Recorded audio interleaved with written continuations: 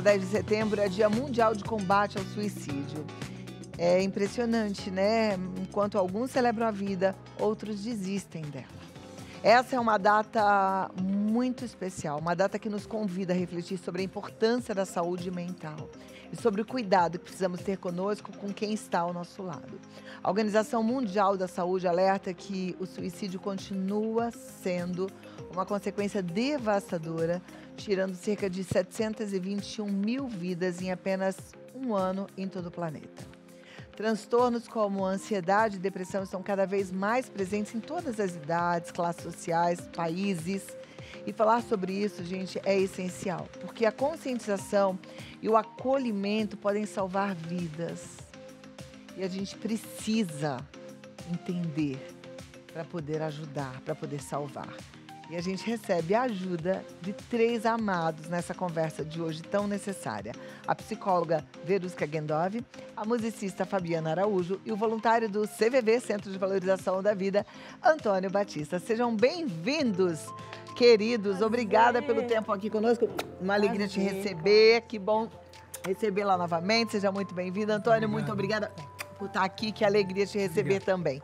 Fiquem à vontade para a gente conversar aqui sobre... Pode ser na poltrona, se você quiser, sentado lá de mim, fique à vontade. Obrigado. Eu estou muito feliz da gente poder conversar sobre esse assunto e, ao mesmo tempo, eu fico, assim, triste da gente precisar conversar sobre esse assunto, né? Seria bom que ninguém tivesse depressão, seria bom que ninguém passasse por um transtorno e nenhuma desordem na saúde mental. Mas isso é utópico, porque o nosso corpo, às vezes, falha. Ontem eu conversei com um neurologista sobre o processo elétrico do nosso cérebro, o processo químico do nosso cérebro, falamos sobre cirurgia para depressão e o nosso corpo é complexo, não é verdade? Bastante. E às vezes pifa. Exatamente. E a gente precisa falar mais sobre isso, precisamos entender como nós funcionamos. Muitas vezes um trabalho como esse aqui vai tirar diversas pessoas de um processo de depressão sério. Então, precisa dar o primeiro passo. E parabéns por vocês serem esse caminho para que o primeiro passo aconteça. Eu vou pedir para você que está me assistindo agora, mesmo você que talvez esteja me assistindo sem vontade nem de abrir o olho, permaneça. E eu vou te pedir compreensão, nem sempre eu sei usar a palavra correta, o tom de voz correto, mas aqui de dentro está saindo amor por você. Assim como eu tenho certeza que está saindo amor também de todos eles, só pelo fato de estarem aqui. E a nossa intenção é só te ajudar. Vamos lá.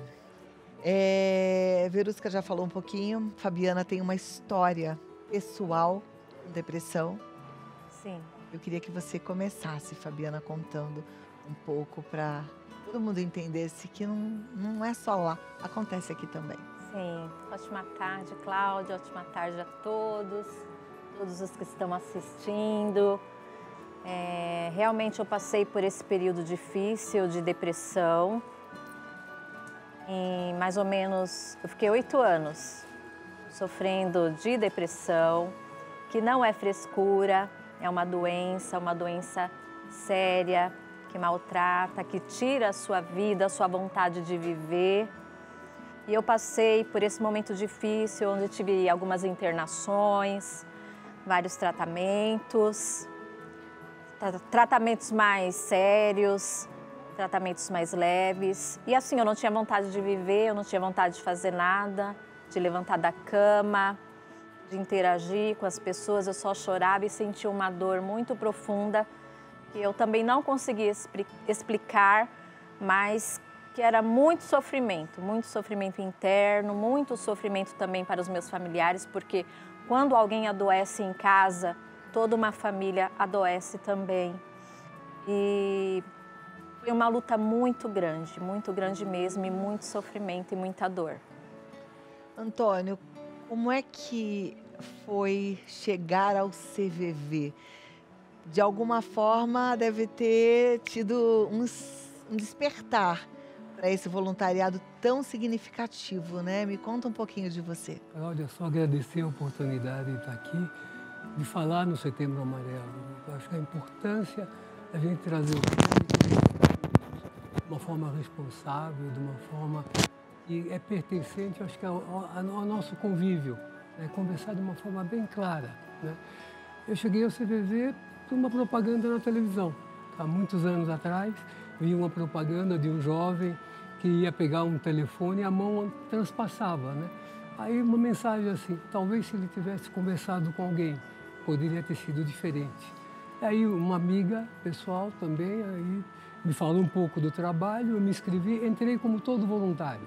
Todo voluntário passa por uma capacitação, né? É oferecida gratuitamente para o CV, pode se inscrever no cvv.org.br e nessa capacitação a gente faz esse exercício de ter uma comunicação compreensiva, né? Um ouvir ativo, um ouvir atento às pessoas que nos procuram. Eu conheço algumas pessoas que já contaram com o apoio do CVV e todas elas são extremamente gratas. E elas falam que foi o que segurou, né? E que as mantiveram vivas. Como é que é a abordagem? Olha, quando a pessoa liga para o CVV, ela recebe toda a atenção do voluntário. Ela não precisa se identificar, né? Ela vai falar daquilo que é importante para ela. O que motivou a pessoa a sair do seu meio, do seu núcleo e procurar uma pessoa, uma voz? Porque no telefone é uma voz, por exemplo, no chat, no e-mail é um teclado, né? Você conversar, o que leva essa pessoa a isso? E o voluntário cria esse clima acolhedor. Nós somos preparados para ter uma conversa compreensiva. Não somos profissionais, né? Mas temos, vamos dizer assim, um aperfeiçoamento nessa parte dessa comunicação compreensiva. Nessa comunicação que hoje é tão rápida, tão instantânea, mas quando ela nos procura, ela tem aquele tempo entre o voluntário e ela para ela poder desabafar. Falar de coisas, por exemplo, que ela não fala no seu momento, no seu cotidiano, porque não quer incomodar, porque às vezes por fragilidade, por qualquer motivo que seja.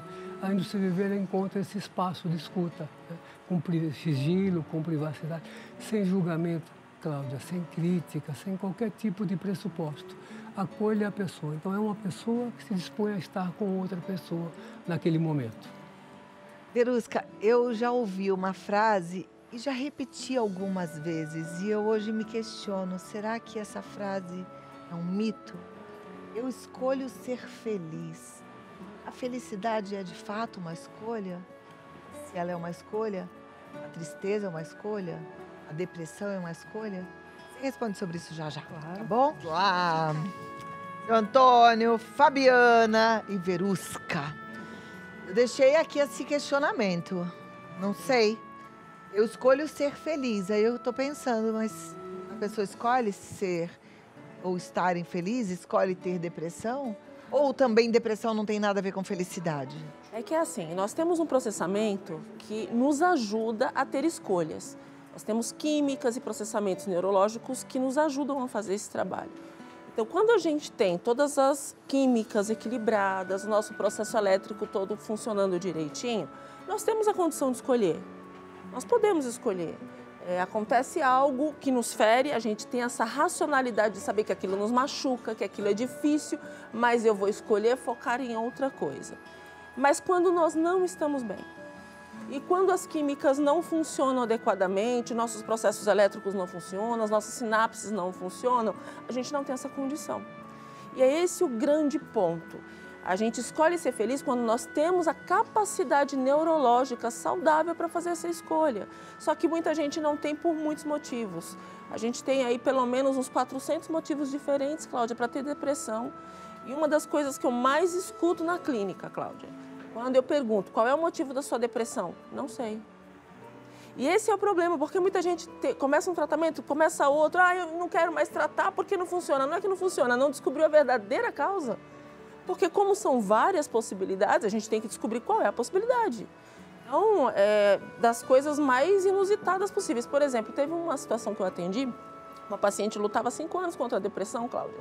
Já tinha tentado se suicidar 3 vezes, tinha sido internada, já tinha passado por vários psiquiatras, ela já tinha desistido da vida.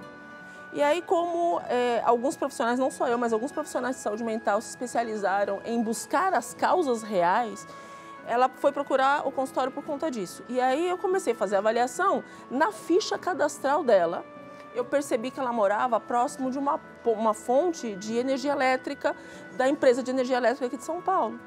Eu falei, quanto tempo você mora lá? Ah, eu me mudei tem X anos. Exatamente a quantidade de tempo da depressão. Eu falei, aí tem, vamos fazer uma experiência? Você vai ficar 30 dias morando em outro local que não seja, porque você pode ter uma sensibilidade neurológica que seja afetada por esse local. Dito e feito, ela ficou 30 dias, não teve mais um movimento de depressão. Então, não ia ser medicamento, não ia ser nenhuma outra forma se ela continuasse sendo submetida ao que estava causando o problema. Você conseguiu descobrir qual foi o motivo da sua depressão, Fabiana? Vendo a fala aqui da psicóloga, eu me coloco neste lugar, porque em 8 anos eu também passei por vários psiquiatras, vários tratamentos e não tinha muita melhora. Eu acredito que eu entrei em depressão por conta de estresse, porque na verdade não teve assim, né, detectado naquele momento o motivo. Eu não estava tendo assim, muitas vezes as pessoas têm depressão porque perde alguém querido, né, por morte, uma perda de trabalho. No meu caso não, aparentemente eu estava bem. Foi cansando, foi ficando muito cansada. Acho muitas atividades, um pouco talvez de hereditariedade, né, predisposição a ter a depressão. Musicista, um pouco sensível também. Antônio, ouvindo Verusca falando, eu entendi muito o que você disse de acolhimento, que é o que o CVV faz, porque não adianta falar para a pessoa, a vida é linda, dá um sorriso, não, escolha pensar em coisas boas. Vocês com certeza não fazem isso porque esse não é o caminho, né? Cláudia, quando a pessoa nos liga, né, ela é validada naquilo que ela está vivenciando, seja o que for. Um momento de alegria, um momento de tristeza, porque não é muito comum a gente expressar o que acontece no nosso interior. Não é fácil, né? É difícil. E criando um ambiente acolhedor, um ambiente compreensivo, porque ouvir é uma atitude, né? É uma atitude de doação. Porque quando você se põe a ouvir uma pessoa, você doa algo que é só teu, que é o seu tempo. Porque eu só consigo ouvir o que uma pessoa tem a dizer se eu doar o meu tempo. Aí, compreender é um esforço ainda maior, porque eu tenho que sair um pouco do meu mundo e tentar compreender aquele mundo que está trazendo para mim aquelas mensagens, aquelas informações, seja o que for. Então, quando uma pessoa nos procura, ela vai encontrar exatamente um terreno acolhedor, né? Acolher aproxima. Falar é uma necessidade humana e falar do que está aqui dentro ajuda muito a pessoa a se olhar, a se estruturar, a ter consciência de si mesmo. Alivia. Se alivia, eu começo a olhar os meus recursos para lidar com questões que não são nada fáceis, né, que a vida às vezes nos proporciona. Como é que faz para ser um voluntário do CVV? Todos os plantonistas do CVV são voluntários, entram pela mesma porta. Passa por um processo de capacitação que inicialmente duram 8 semanas, fazendo esse exercício de ouvir, criar esse clima empático entre a pessoa que liga e a pessoa que estará disponível para ouvir a outra. E depois ele tem momentos de aperfeiçoamento, cursos de preparação ao longo na carreira do CVV. Eu sou voluntário há alguns anos, né? E todo ano passamos por reciclagem, por atualização, porque é tão necessário para se aproximar desse mundo que às vezes é muito complexo. E com as alterações que acontecem, como tivemos agora, a pandemia, a facilidade de comunicação na internet, quer dizer, como lidar com essas questões tão rápida que o nosso corpo não teve tempo de se adaptar. Teve algum caso que te chamou muita atenção? Olha, vários casos. Eu diria assim, quando a pessoa liga, ela é a protagonista.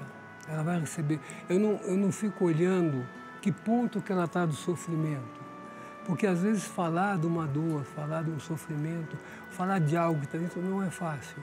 Então, você criar o clima de abertura, acho que o acolher, como você disse, pode facilitar que ela fale. De repente, ela começou a falar, estava até sorrindo.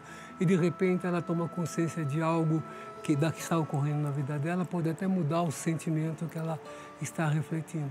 Porque não é normal a gente falar dos nossos sentimentos. Falar do intelecto, das atitudes, mas falar do que está dentro do teu coração não é uma coisa tão simples. Verdade. Verusca, conversando com psiquiatras, eles falam muito da importância da psicoterapia. do estilo que for, porque a gente sabe que tem várias linhas na psicologia para tratamento, né, como terapia. Mas eles falam também do ajuste fino da medicação.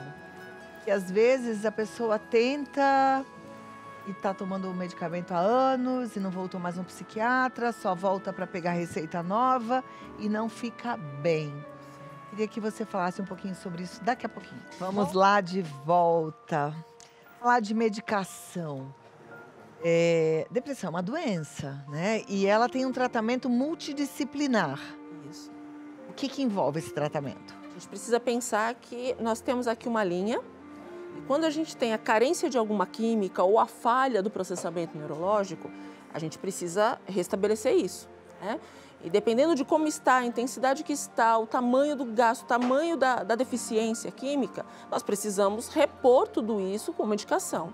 Só que é importante para quem está em casa entender que existe um motivo que causou tudo isso, que precisa ser sanado. Existe a medicação que vai suplementar e vai resolver a sua falta. E existe o seu processamento cognitivo, o seu processamento de humor, o seu processamento social.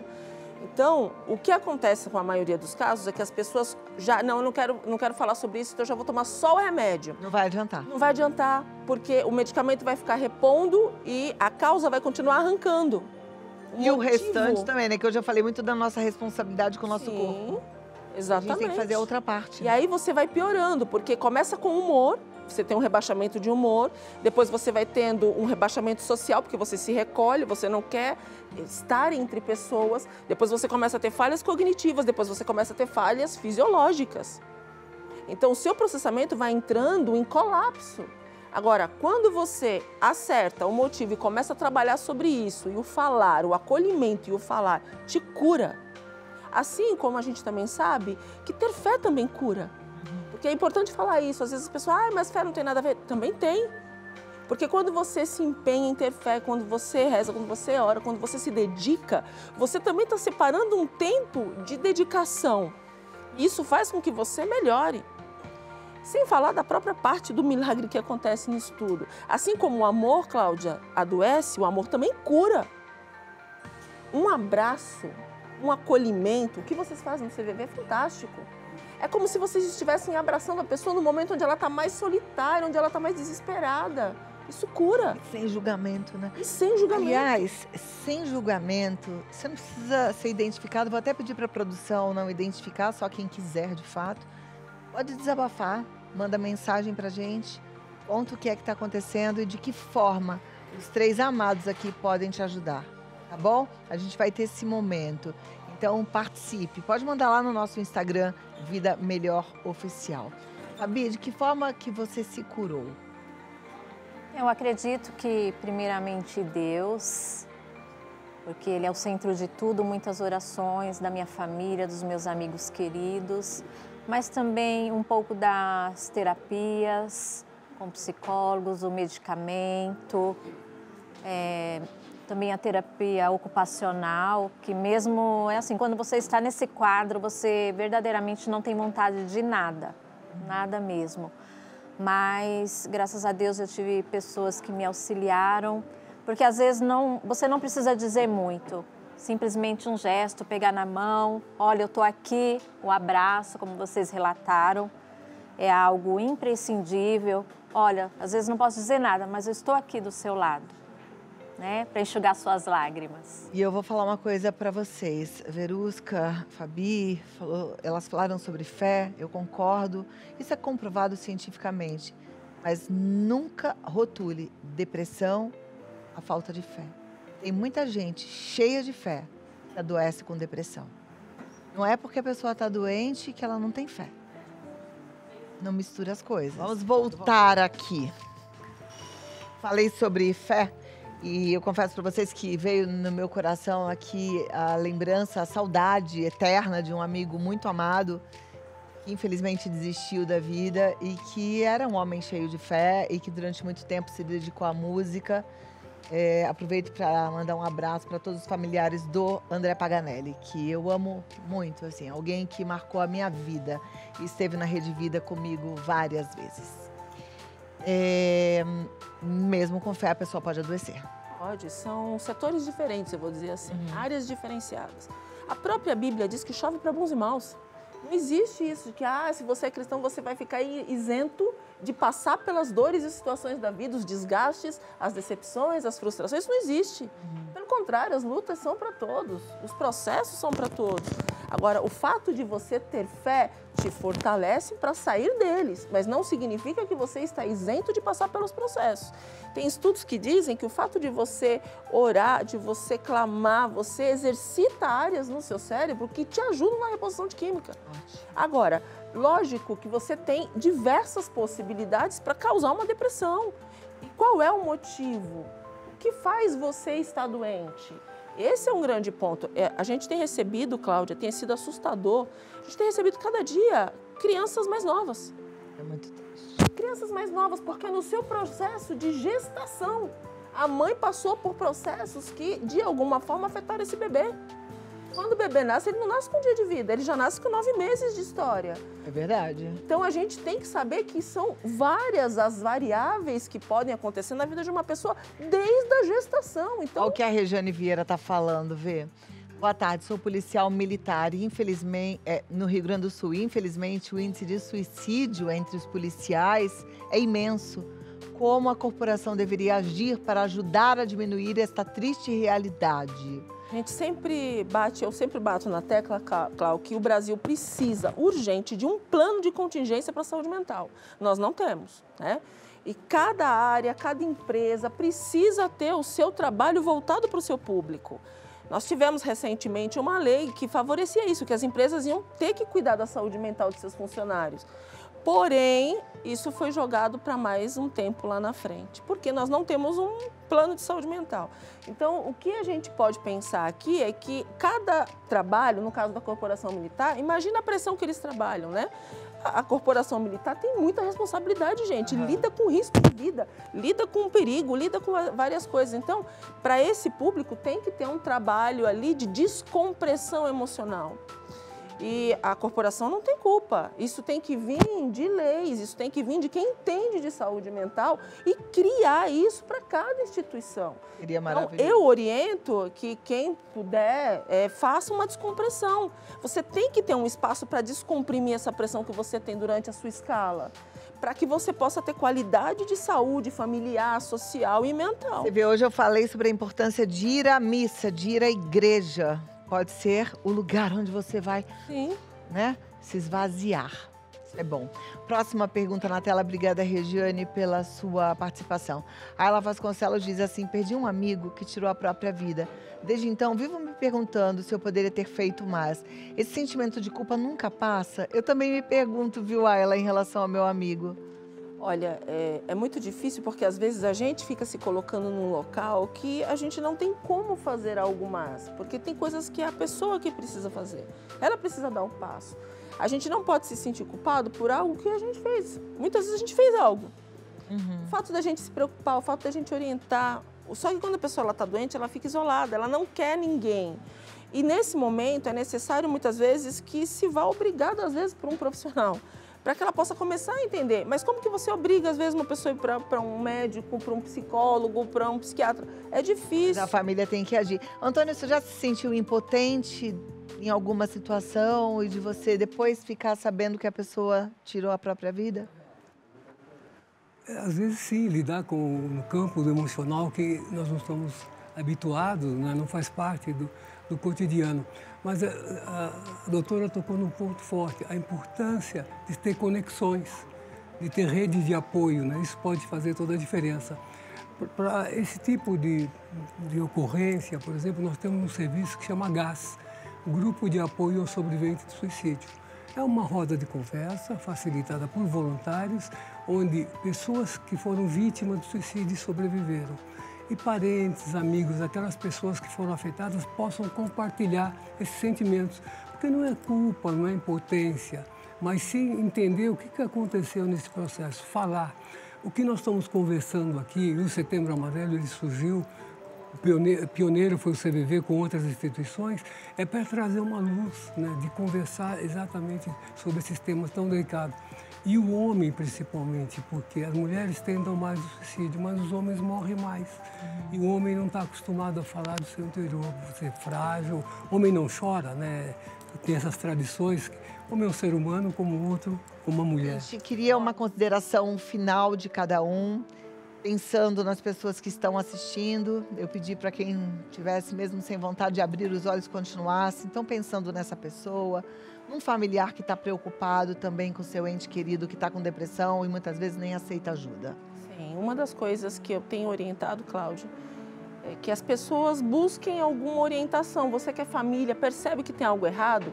E durante o mês de setembro, quem mandar lá no meu Instagram, pedindo perguntas, querendo tirar dúvida, eu vou ajudar junto com a minha equipe. Porque não só por ser Setembro Amarelo, mas por ser uma questão de humanidade. Tem gente que precisa e não tem outra forma. Então a gente vai ajudar, a gente vai orientar para que você possa ter a ajuda de alguma forma, né? A gente tem hoje muitas universidades, tem muitas ONGs que fazem atendimentos gratuitos, mas às vezes uma dúvida muda tudo.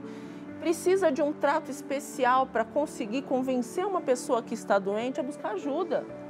E às vezes é esse detalhe, assim como se você faz parte de alguma igreja, de algum grupo, eu estou indo treinar gratuitamente, não estou cobrando nada, porque eu acho que é uma questão de humanidade. Então, durante o mês de setembro, se você faz parte de uma liderança, quer um treinamento, quer uma ajuda, a gente está aqui para ajudar. Eu acho que é uma questão de amor. Quando a gente ama, o resultado acontece.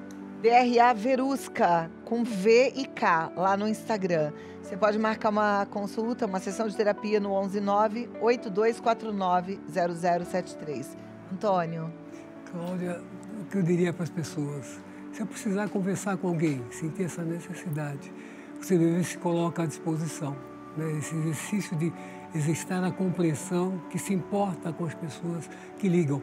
Ligue no 188, que é 24 horas, é gratuito. Se preferir escrever no cbv.org.br, tem técnico voluntário que está lá de plantão.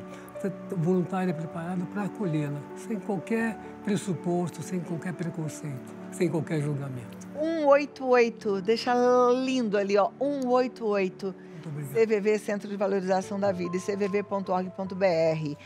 E Fabiana Araújo, vem cá, a Fabiana vai fazer o recado dela de forma diferente. Vocês podem continuar aí sentadinhos, porque ela vai deixar o recado dela em forma de música, tá Sim, certo? Tá bom, Cláudia. Olha lá, tem um violão te esperando, um microfone. Fabiana, que é musicista, tá no Fabiana Araújo 6078. O que você vai cantar pra gente, Fabi?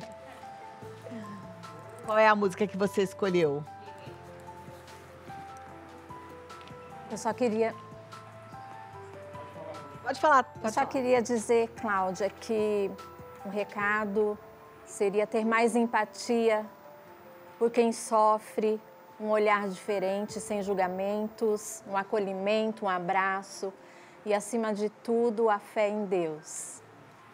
Eu vou cantar uma canção do Ministério Dom que fala exatamente sobre isso. Que Deus abençoe a cada um de vocês, dá a cabeça aos pés. Fabiana Araújo.